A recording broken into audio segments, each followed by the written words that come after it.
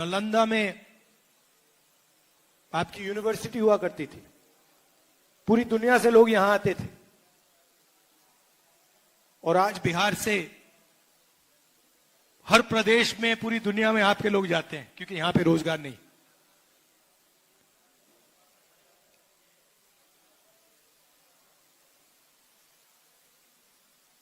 मुझे भी सत्य में इंटरेस्ट है।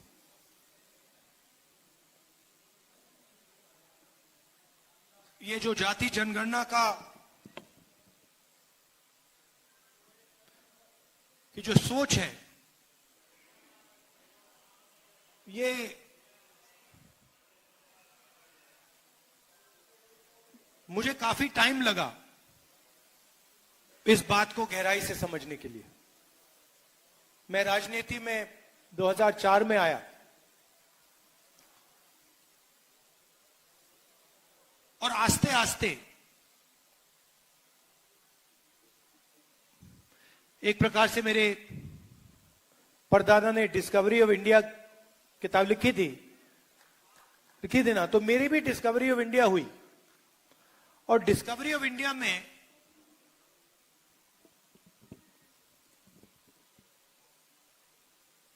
आस्ते आस्ते मुझे दिखने लगा कि जिसको हम इंडिया कहते हैं उसमें 90% लोगों की भागीदारी तो है ही नहीं, कहीं नहीं है। कोई भी सेक्टर देख लो आप, यहां पे अति पिछड़ा वर्ग की बात हो रही है, दलितों की बात हो रही है, पिछड़ों की बात हो रही है। अब 90% जो हमारी आबादी है, आप मुझे बताओ,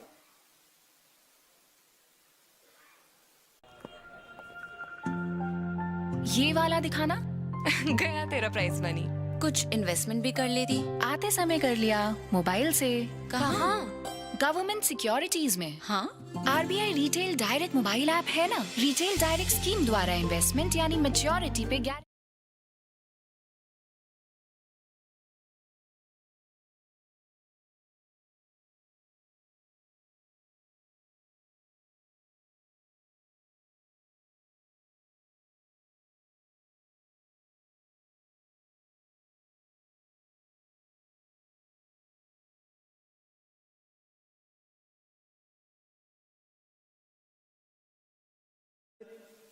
ओबीसी, अति पिछड़ा, आदिवासी सीईओ का नाम बता दो, एक भी नहीं है।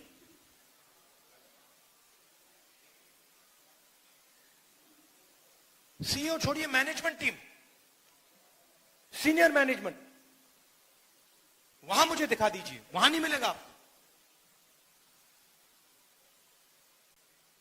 पहले सरकारी अस्पताल होते थे, अब प्राइवेट अस्पताल है। पहले सरकार आपका इलाज करवाती थी, अब आपको इलाज करवाने के लिए लाखों रुपए देने पड़ते हैं। प्राइवेट अस्पतालों को सरकार जमीन देती है। किसकी जमीन देती है? आपकी जमीन देती है। प्राइवेट अस्पतालों के मालिकों की लिस्ट निकालो,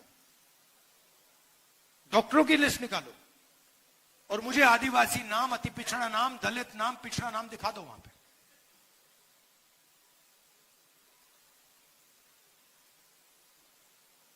ठीक है, आप कहोगे नहीं, हमें कॉर्पोरेट सेक्टर में जगह नहीं चाहिए, हमें प्राइवेट अस्पतालों में जगह नहीं चाहिए, तो फिर मैं पूछूंगा शिक्षा के सिस्टम में बता दो।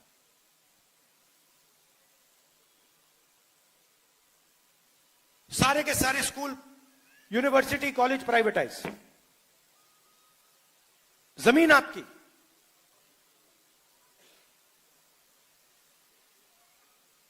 प्राइवेट कॉलेजेस के मालिक की लिस्ट निकालो, दिखाओ मुझे कहां है 90%। यही बात जुडिशरी में,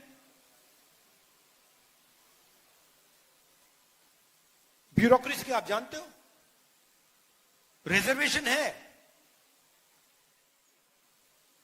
मगर ब्यूरोक्रेसी में आपके जो लोग हैं वो पीछे बैठे रहते हैं बंद कमरों में। जहां पैसे डिस्ट्रीब्यूशन की बात आती है, बजट की बात आती है, पिछले साल मैंने बताया था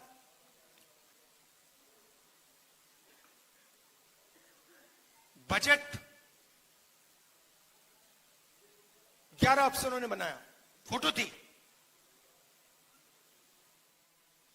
90% का उसमें कोई नहीं। बड़ी बड़ी मिनिस्ट्रीज को देख लीजिए,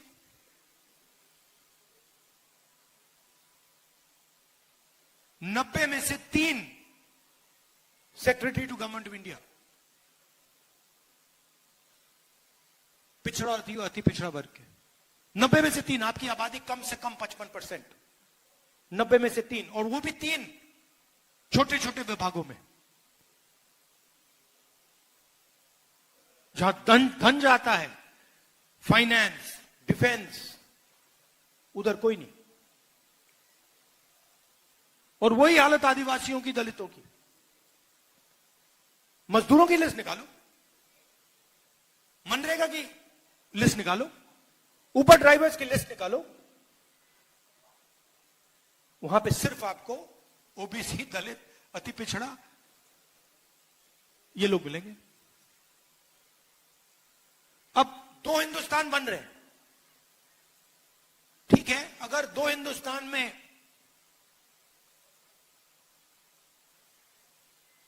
%50 आपका कंट्रोल होता और 50% किसी और का, तो ठीक है। मगर आपकी आबादी 90% है और आपका कंट्रोल 5% भी नहीं है।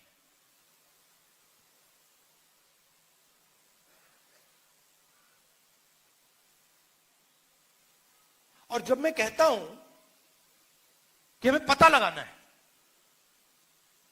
मैंने कोई पॉलिसी प्रिस्क्रिप्शन आज तक नहीं दी है।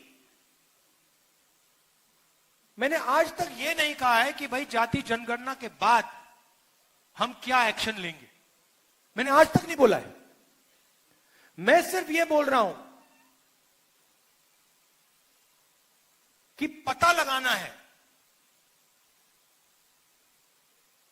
कि इस देश में किसकी कितनी भागीदारी है, बस पता लगाना है। आपको चोट लगती है, आपको कभी चोट लगी है, हड्डी टूटी आपकी, किसकी यहां पे हड्डी टूटी है? जब आपकी हड्डी टूटी, को पैर टूटा था, हाथ टूटा था, पैर टूटा था, पहली चीज आप डॉक्टर के पास गए, आपने क्या बोला? डॉक्टर ने आपको क्या बोला? एक्सरे कराना है। अगर आप कहते कि भैया मैं नहीं कराऊंगा,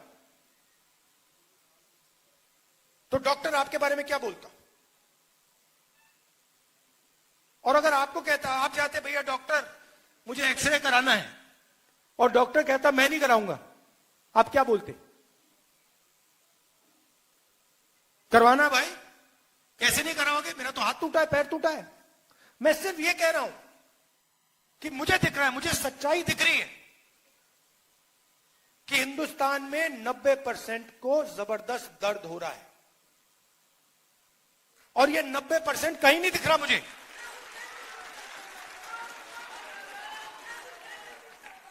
चाहे बलात्कार हो, गरीबी हो, दुख हो, दुख के आप सबसे बड़े शेयर होल्डर हो।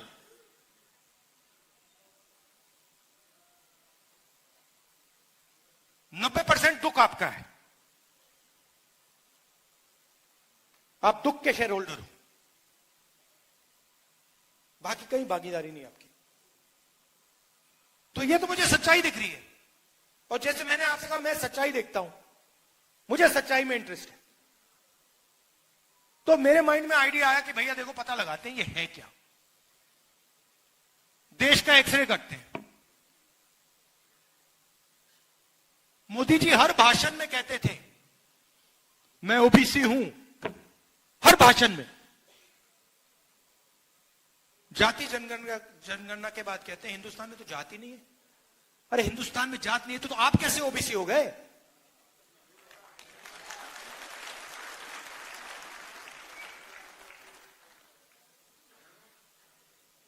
तो मेरा लक्ष्य है और आप सबका लक्ष्य है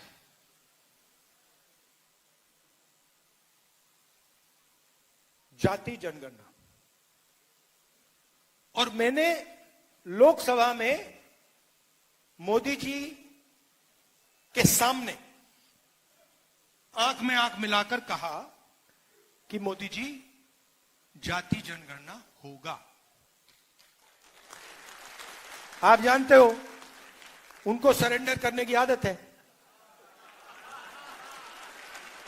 आप देखो, मैं आरएसएस से लड़ता हूं, मैं गहरी बात बोल रहा हूं। इनकी हिस्ट्री है, ये 2 मिनट में चिट्ठी लिखना शुरू कर देते हैं। आजकल मॉडर्न जमाना है, ठीक है भैया, चिट्ठी नहीं लिखेंगे, आजकल व्हाट्सएप मार देंगे। ट्रंप साहब ने 11 बार बोला है, 11 बार, कि मैंने नरेंद्र मोदी को सरेंडर करवा दिया। 11 बार बोला है पब्लिक में। नरेंद्र मोदी जी चू नहीं कर पा रहे हैं। नरेंद्र मोदी ये नहीं बोल पा रहे हैं कि ये जो ट्रंप है ये झूठ बोल रहा है, क्योंकि वो सच्चाई है। और मुझे मालूम था कि जिस दिन हमने थोड़ा सा दबाव डाल दिया उस दिन एकदम सरेंडर कर जाएंगे। मगर आप गलत फहमी में मत रहिए। ये जाति जनगणना जो करा रहे ना, ये असली जाति जनगणना नहीं कराएंगे, कभी नहीं कराएंगे। क्योंकि जिस दिन इन्होंने जाति जनगणना, असली जाति जनगणना कर लिया, उस दिन इनकी राजनीति समाप्त हो जाएगी, खत्म हो जाएगी। ये नहीं कर सकते हैं। जाति जनगणना के 2 तरीके हैं। एक बीजेपी का मॉडल, एक तेलंगाना का मॉडल। इसमें मैं आपको फर्क समझाना चाहता हूं। बीजेपी के मॉडल में बंद कमरे में अफसरों ने सवाल डिसाइड किए हैं। उन अफसरों में 90% का कोई नहीं था। बात समझिए। जाति जनगणना में सबसे जरूरी बात, कौन से सवाल पूछे जा रहे हैं।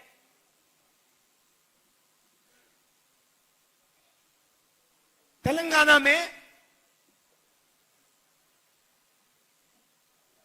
हमने तेलंगाना की जनता से खुला सवाल पूछा, पब्लिकली पूछा। दलित एसोसिएशन, उनके नेता, उनके पत्रकार, अति पिछड़ा एसोसिएशन, उनके लीडर, पिछड़ा वर्ग के एसोसिएशन, माइनॉरिटी एसोसिएशन, उनके लीडर, उनकी पब्लिक, आदिवासी, जनरल कास्ट, सबसे पूछा कि भैया देखिए, हम जाति जनगणना करने जा रहे हैं, सर्वे करने जा रहे हैं, आप कौन से सवाल पूछवाना चाहते हो।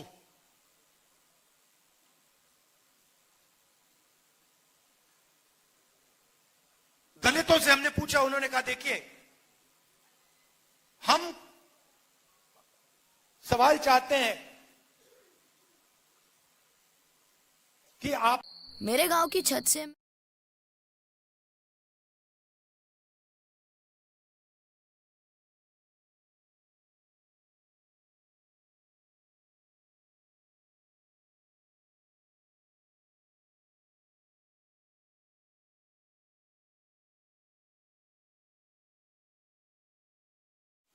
ऐसी मीटिंग में, खुली मीटिंग्स में जाति जनगणना के सवाल डिजाइन किए। उसके बाद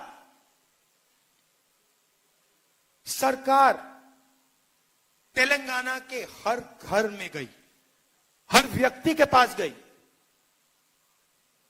अगर वो व्यक्ति घर में नहीं था तो वापस गई।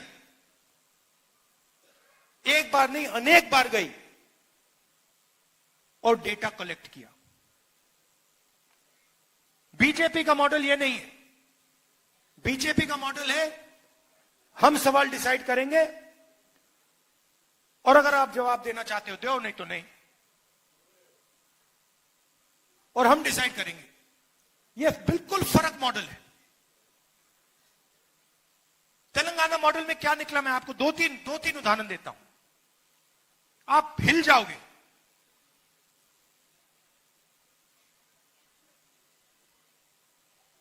सरकारी कॉन्ट्रैक्ट देखे हमने,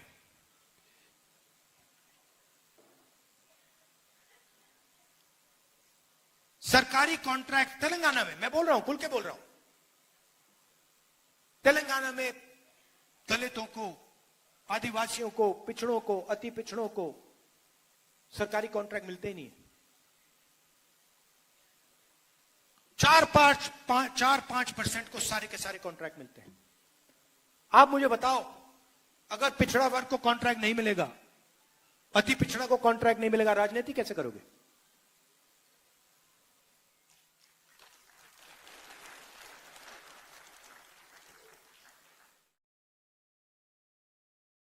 निकालिए जो डिलीवरी करते हैं। क्या करते हो? उबर ड्राइवर हूं। क्या करते हो? डिलीवरी करता हूं। क्या करते हो? पिज्जा डिलीवर करता हूं। उसमें सिर्फ पिछड़ा, अति पिछड़ा, दलित, आदिवासी।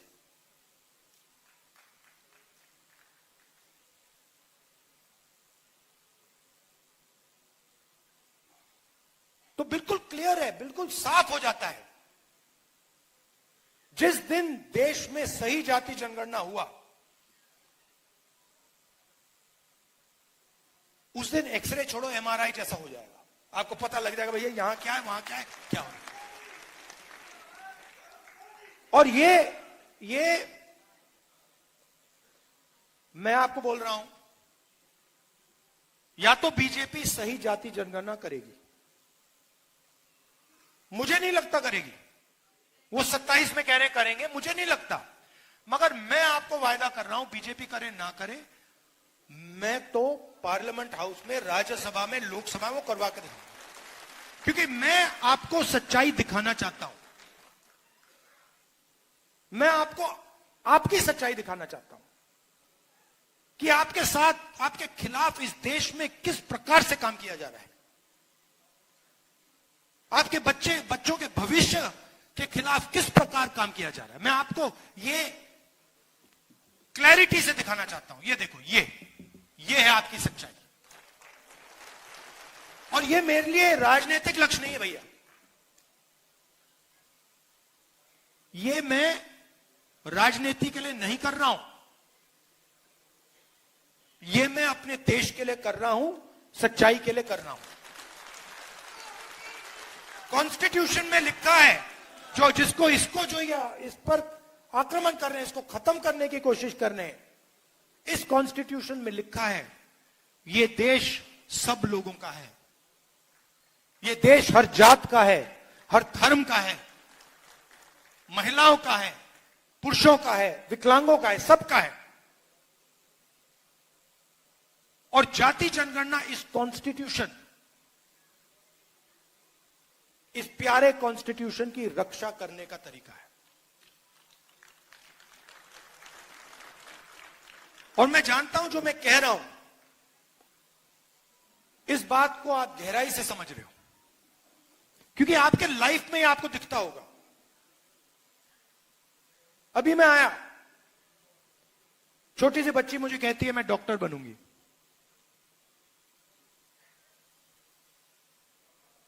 मैं जानता हूं कि यह देश उस बच्ची से झूठ बोल रहा है। मैं जानता हूं क्योंकि वो अति पिछड़े वर्ग की है, वो डॉक्टर नहीं बनेगी, क्योंकि आप लोगों के लिए रास्ते बंद हैं। और मैं वैसा देश नहीं चाहता हूं जो अपने बच्चों को झूठ बोले। डॉक्टर बनोगे, लॉयर बनोगे, कंपनी चलाओगे, आईएएस अफसर बनोगे, और फिर लिस्ट निकालो, कुछ नहीं, 90% उस लिस्ट में है ही नहीं। उसमें गरीब जनरल कास्ट के भी लोग हैं, वो भी परे किए गए। 95% लोगों के लिए इस देश में कुछ नहीं है। पहले पब्लिक सेक्टर हुआ करता था, सारा का सारा प्राइवेटाइज कर दिया। अदानी, अंबानी, ये नाम आप जानते हो। पोर्ट, एयरपोर्ट, डिफेंस, जो भी इनको चाहिए, जितनी भी जमीन चाहिए, धारावी लेने की कोशिश कर रहे हैं। आप धारावी गए कभी? धारावी कोई गया यहां पे? धारावी इनोवेशन का सेंटर है हिंदुस्तान में।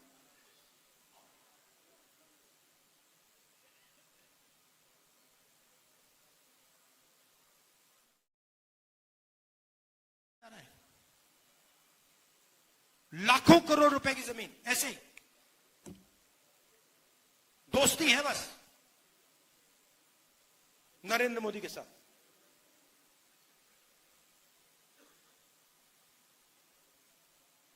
लाखों लोगों को बर्बाद कर रहा है। उनका रोजगार वहां है, उनका पूरा बिजनेस वहां है, वहां से उठा के ऐसे फेंक रहा है जैसे उनका कोई मतलब ही नहीं।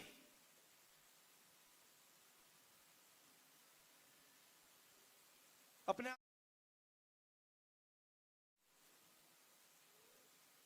हाँ, तो ये लड़ाई हो रही है।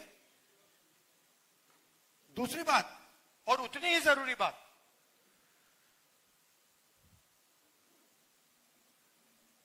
ये आइडिया कहां से आया कि हिंदुस्तान में सिर्फ 50% रिजर्वेशन हो सकता है?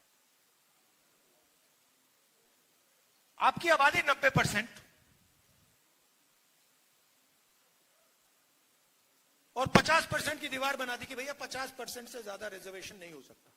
जाति जनगणना हमने तेलंगाना में की, और मैं आपको बता रहा हूं, जाति जनगणना हमने तेलंगाना में की, अगले दिन चीफ मिनिस्टर ने उसको, दीवार को तोड़ दिया।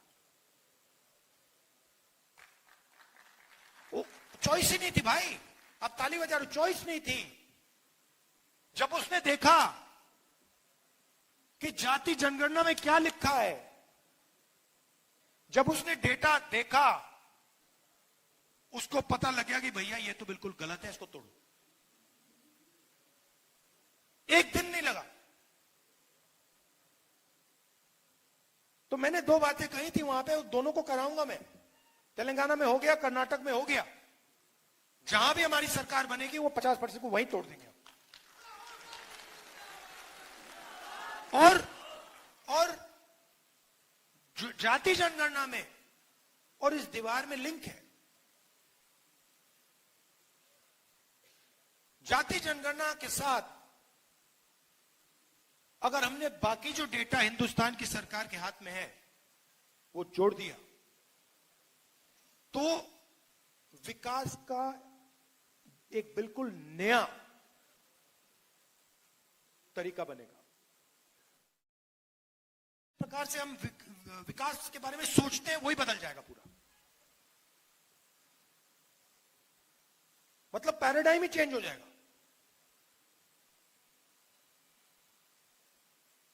और ये बिहार से शुरुआत होगी। आप ही करते हो ये काम, आप लोग ही करते हो, हजारों सालों से करते आ रहे हो, और ये काम आप ही करोगे।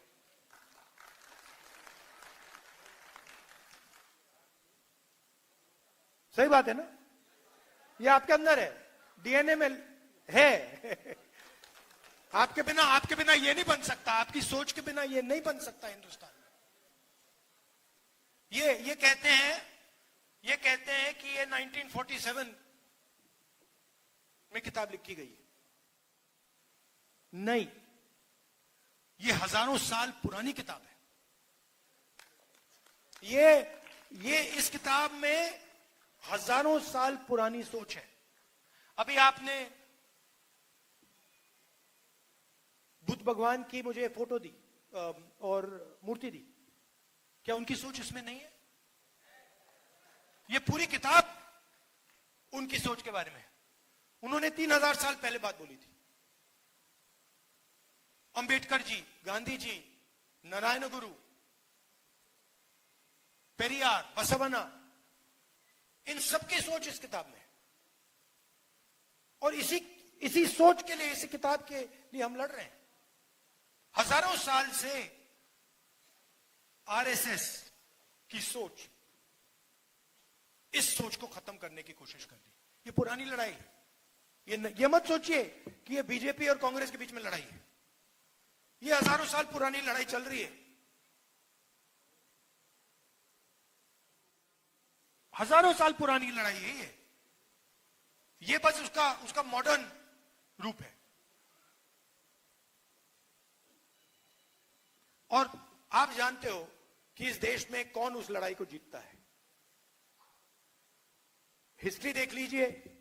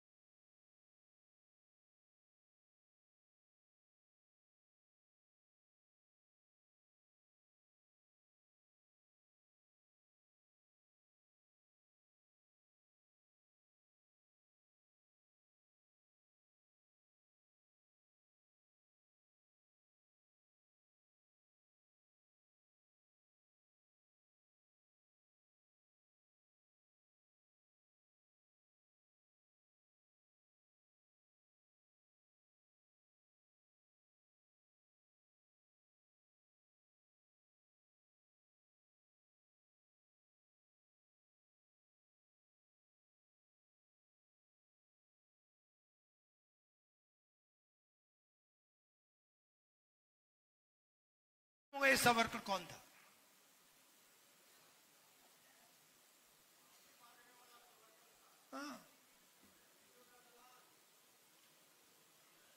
और वही फैशन तो वही है ना। ट्रंप साहब ने 11 बार ट्वीट किया, यहां पे सरेंडर हो गया। तो सोच तो वही है। डरना नहीं इनसे, नहीं डरते। हाँ, आप सबका बहुत बहुत धन्यवाद। नमस्कार, जय हिंद।